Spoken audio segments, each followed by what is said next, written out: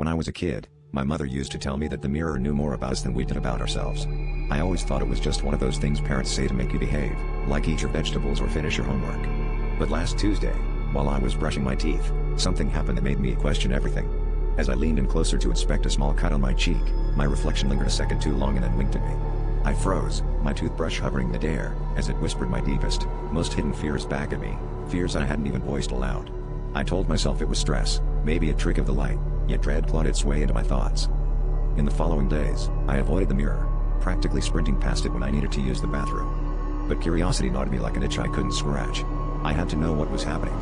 On a rainy Friday evening, when the house was quiet and the world outside was a blur of gray, I dared to face it again. This time, the reflection wasn't just mimicking me, it was moving independently, its eyes locked onto mine. It smiled, a twisted version of my own grin, and told me secrets about my past I'd long buried, things I hadn't shared with a soul. Terrified, I tried to cover all the mirrors in the house, but the reflection had become something more. Every shiny surface, every reflective material, it was there, grinning, whispering, taunting me with truths I wished were lies.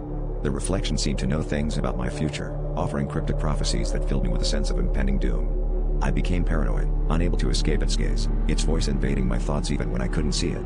I felt hunted in my own home, a prisoner of my reflection's sinister game. Desperate for a solution, I researched ancient myths and consulted spiritualists, but nothing seemed to work.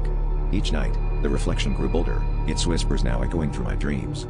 In a final act of defiance, I shattered the largest mirror in my apartment, shards scattering like fallen stars. But as I looked down, each fragment held a piece of the reflection, dozens of eyes staring up at me from the floor.